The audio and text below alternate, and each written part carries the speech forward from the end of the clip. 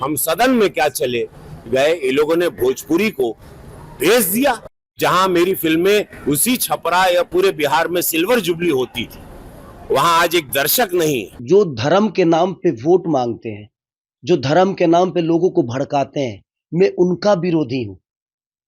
अब उनको लगता है कि मैं उनकी सोच का विरोधी हूं, तो मैं धर्म का विरोधी हो गया। आप सिर्फ मंदिर मस्जिद बनाकर लोगों को कितना रोजगार दोगे आप? अब मां जानकी का मंदिर भव्य बनने जा रहा है, ये विरोधी यहां भी मुंह उठा रहे हैं, जितने एनडीए के विरोधी हैं।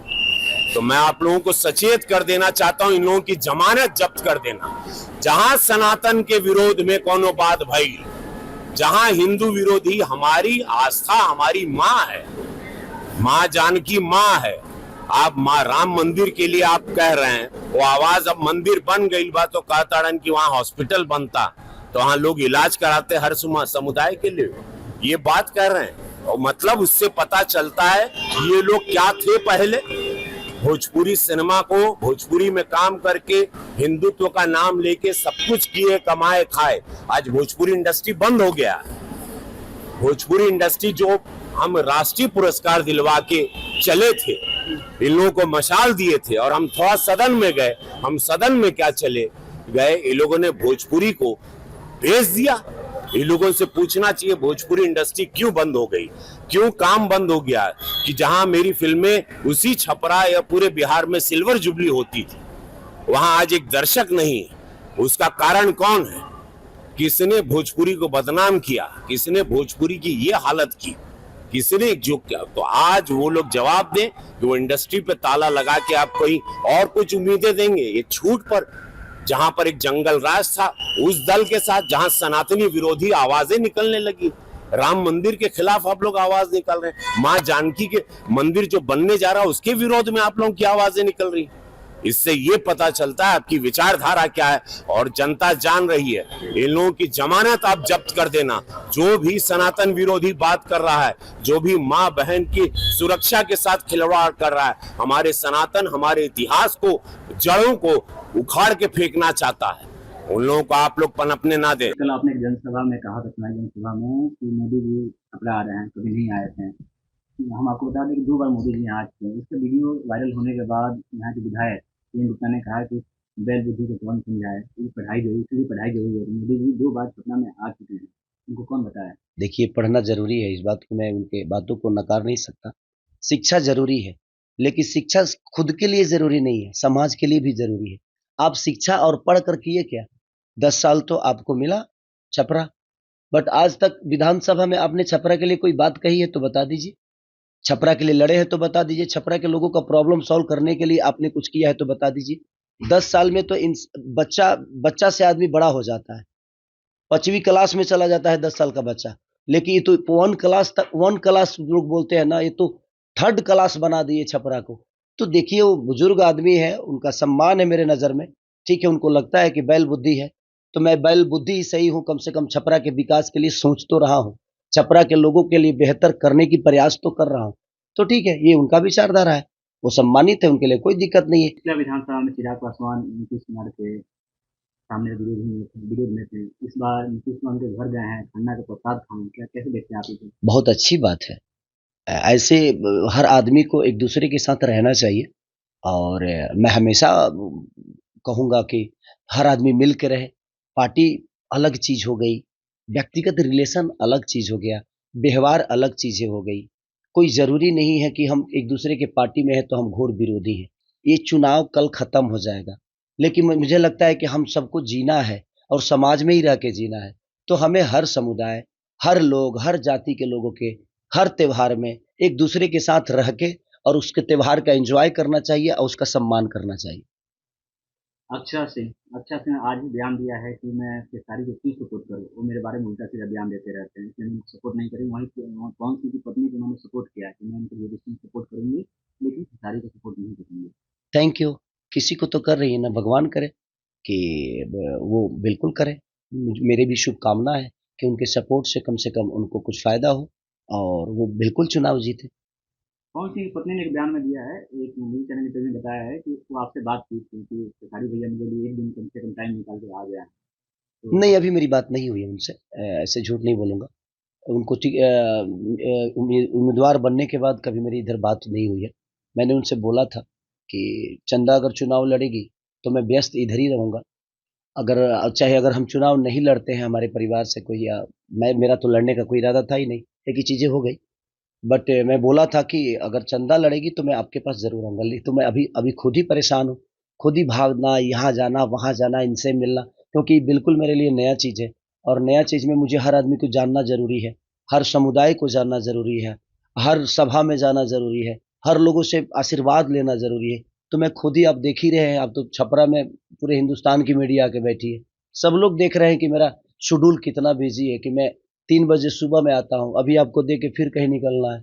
तो बहुत सारी चीजें हैं, बट प्रयास करूंगा कि टाइम निकाल के, अगर टाइम मिलता है तो उनके लिए जरूर हेल्प करूँ। रवि किशन ने एक चुनावी जनसभा में कहा था कि आपने राम मंदिर की जगह अस्पताल बनाने की बात कही, अगर भाई अधर्मी हो जाए तो उस पर तीर जरूर चलेगा, जान लीजिए। मतलब भाई, मैं धर्म के विरोध में कभी नहीं रहा, और मैं धर्म के विरोध में नहीं, आज भी नहीं हूं।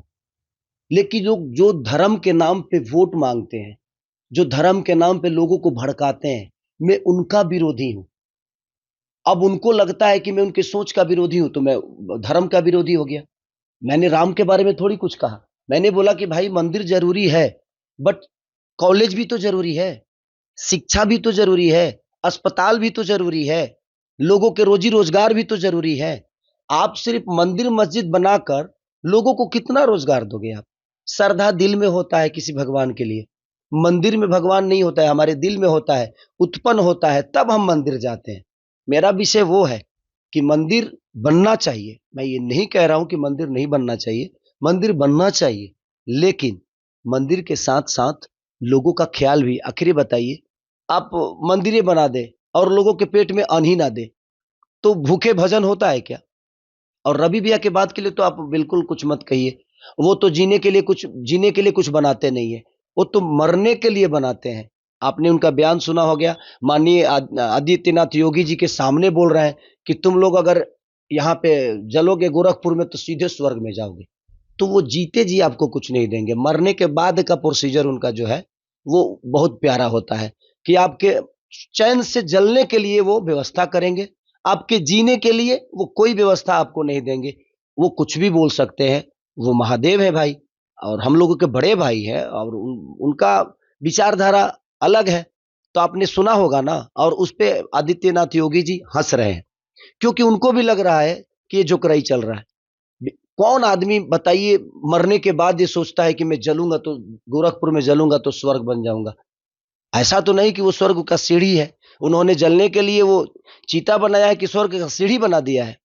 रावण तो स्वर्ग का सीढ़ी बना नहीं पाया, लेकिन हमारे रवि भैया ने स्वर्ग की सीढ़ी गोरखपुर में बना दी है। अब जिसको जलना है, आप उस स्वर्ग के सीढ़ी पे जाकर बैठो, आप जलोगे, सीधे स्वर्ग में चले जाओगे। तो छोड़िए, वो बड़े भाई है भाई, वो कुछ भी बोल सकते हैं। सर जी, आज छठ पूजा है, आप छपरा के प्रत्याशी हैं, कैसे देखते हैं?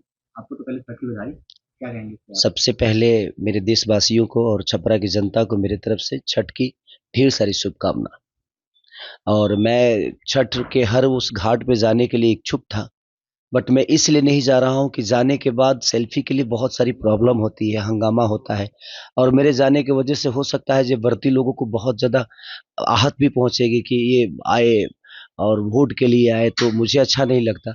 इसीलिए श्रद्धा तो बहुत है, बट सिर्फ सेल्फी की वजह से कुछ हंगामा ना हो जाए, कुछ प्रॉब्लम ना हो जाए, इसलिए मैं घाट पे नहीं जा रहा हूँ, ताकि जो भी व्रत किए हुए हैं लोग हैं उनको परेशानी हो। तो उसके लिए थोड़ा सा मुझे माफ़ कर दीजिएगा, नहीं तो मैं ज़रूर आता। अभी छोटी कुमार जो बीजेपी प्रत्याशी हैं, उन्होंने अपने आईडी वीडियो पोस्ट किया है जिसमें गाली गलौज किया जा रहा है, बता रहे हैं कि आरजेडी के नेताओं के द्वारा किया गया है, और फिर देख लीजिए वीडियो में जंगल आ जाएगा।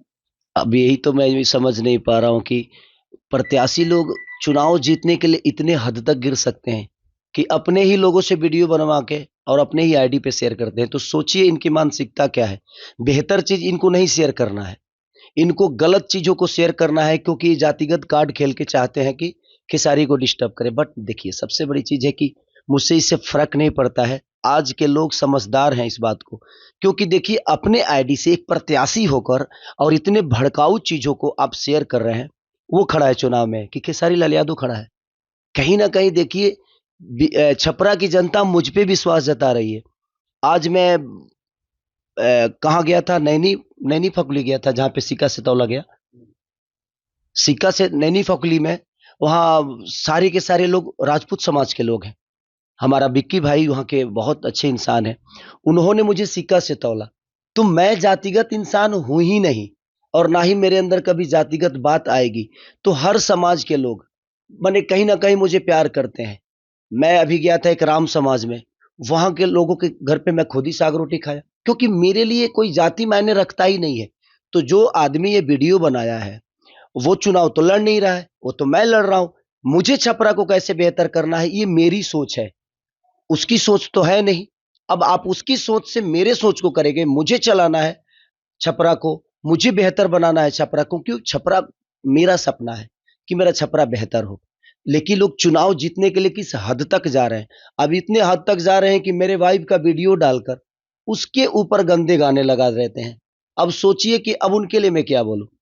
उनके लिए मुझे कुछ बोलना चाहिए, बट नहीं। देखिए, राजनीति मुझे पता था कि बेहतर चीज है। यहाँ पे आपको लोगों के दिल पे राज, माने राजनेता मतलब क्या होता है। राज का एक नेता होता है, उसको दायित्व दिया जाता है क्योंकि अपने राज्य का ख्याल रखे। तो मेरे कहने का मतलब है कि उल्टा सीधा ऐसे आप लोग मत करिए और जातिगत भड़काऊ मत करिए। एक तो धर्म के नाम पे आपको वोट लेना है, फिर जातिगत करके वोट लेना है। हमारे कहने का मतलब कि ये सही नहीं लग रहा है मुझे। ये सब कार्ड खेलकर चुनाव जीतने का मतलब नहीं है। आप अपने ही लोगों से वीडियो बनवाओ और अपने ही आईडी पे शेयर करो। बेहतर चीज भी शेयर किया जा सकता है। ये जातिगत ना मैं था, ना हूं, ना मैं रहूंगा। और आज के डेट में लोगों को पता है जो सच्चाई क्या है, क्योंकि सरकार में मैं हूं और मैं चुनाव लड़ रहा हूं। तो मेरा विचारधारा कैसा है, मेरा व्यक्तिगत कैसा है, ये लोगों को पता है। तो इसका कोई मतलब है नहीं। और मुझे लगता है कि ये बहुत निंदनीय काम है। और मैं प्रशासन से रिक्वेस्ट करूंगा कि जो लोग भी ऐसे काम कर रहे हैं, तो उन पे जो भी कार्रवाई हो सकती है आप भरपूर कार्रवाई करिए, और जो उनकी सजा होती है उनको दीजिए।